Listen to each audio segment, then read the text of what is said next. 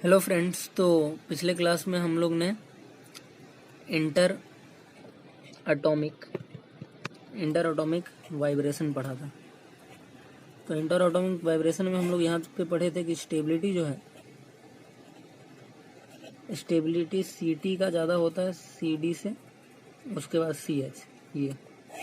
ये स्टेबिलिटी का ऑर्डर पढ़े थे। उसमें जो इम्पोर्टेंट बात हम लोग पढ़े थे, जो नोट करने वाली है, जो खास करके जो इंडक्टिव इफेक्ट हम लोग पढ़ने वाला है। ये टॉपिक मैंने इसी के लिए लिया था क्योंकि पॉजिटिव इंडक्टिव इफेक्ट के बारे में स्टडी करना था, ड्यूटेरियम, ट्रिटियम और हाइड्रोजन के। तो उसके इंडक्टिव इफेक्ट के बारे में स्टडी करना था। तो हम लोग ने ये देखा था कि जो बॉन्ड लेंथ का ऑर्डर है, बॉन्ड लेंथ का ऑर्डर, सिंस वाइब्रेशन ज़्यादा होता है CH में, तो वाइब्रेशन यहाँ पे ज़्यादा होगा, यहाँ पे उससे थोड़ा कम वाइब्रेशन होता है और इसमें थोड़ा सा और कम वाइब्रेशन होता है। तो जो बॉन्ड लेंथ है वो CH का जो बॉन्ड लेंथ है वो ज़्यादा है, CH का जो बॉन्ड लेंथ है वो ज़्यादा है CD से और वो ज़्यादा है CT से। ये बॉन्ड लेंथ का ऑर्डर है, ये आया था। बॉन्ड लेंथ का ऑर्डर क्यों इम्पोर्टेंट है इंडक्टिव इफेक्ट पता लगाने के लिए? तो ये इसके लिए इम्पोर्टेंट है कि तुम लोग को याद होगा जब हम लोग इंडक्टिव इफेक्ट का पहला लेक्चर डिस्कस कर रहे थे तो हम लोग ने देखा था कि ये ऑपरेटिव जो होता है inductive effect up to 3 carbon तक ऑपरेटिव होता है, अप टू 3 कार्बन तक।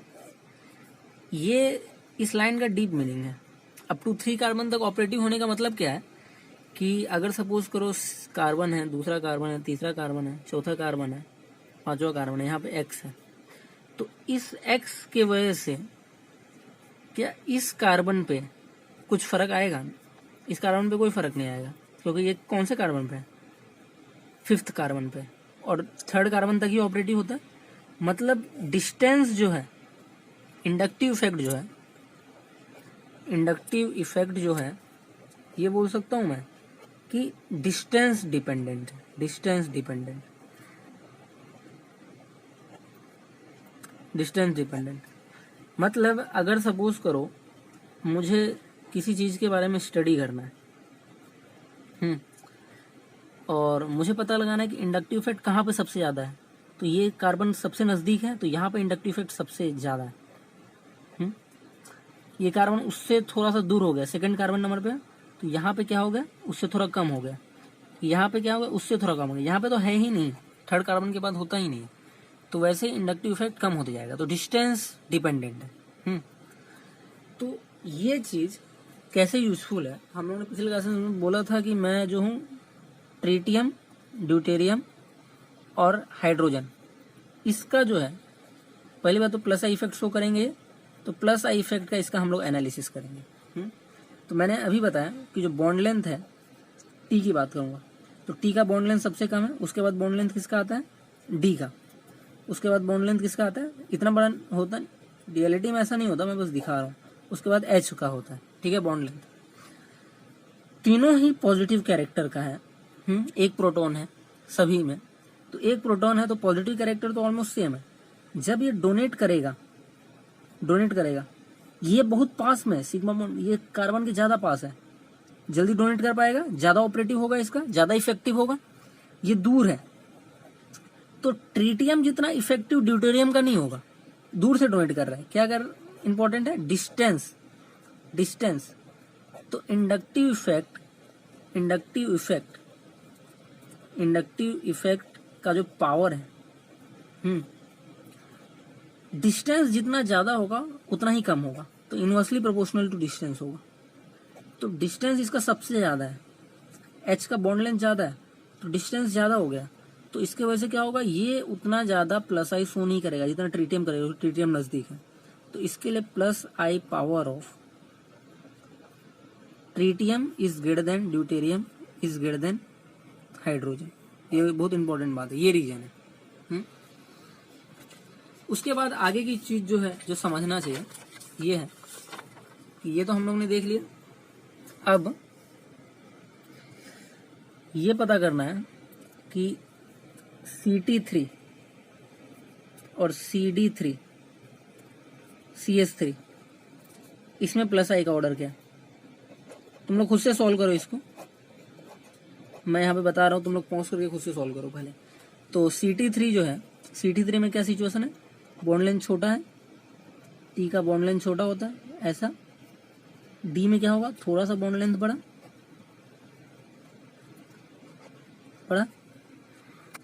H में और भी ज्यादा बड़ा,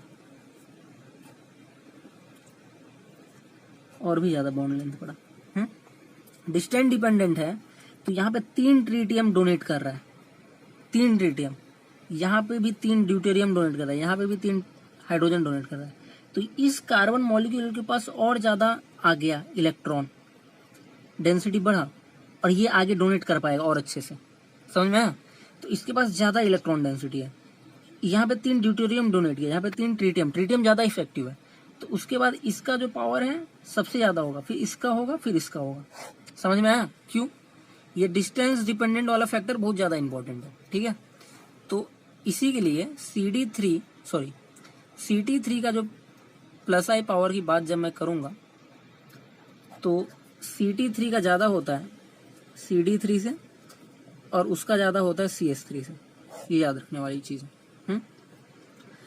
तो पिछले क्लास में जो हम लोग ने ऑर्डर देखा था, ये समझ में आ गया कि CD3 CS3 होता है, और प्लस आई पावर ट्रिटियम ज्यादा होता है ड्यूटेरियम से, ड्यूटेरियम का ज्यादा होता है हाइड्रोजन से।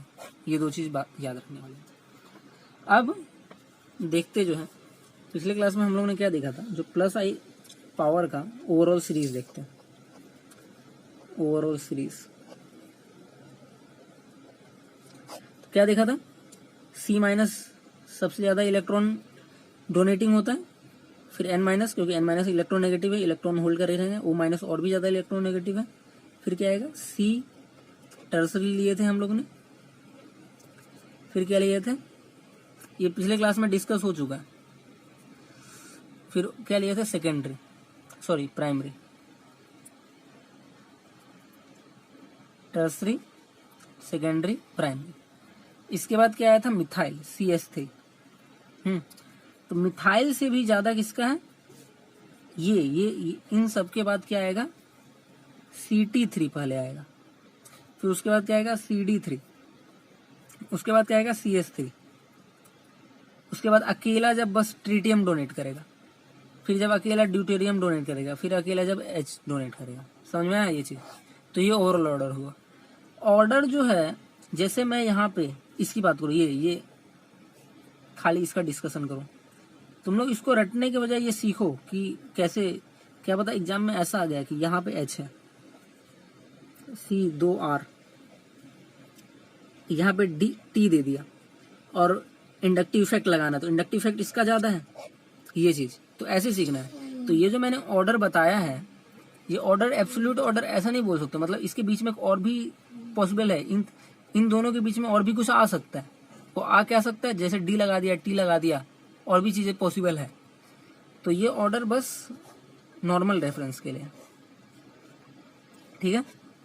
तो यहाँ तक इंडक्टिव इफेक्ट का ऑर्डर रहा। तो प्लस आई इफेक्ट जो है यहाँ पर खत्म होता है। Thank you.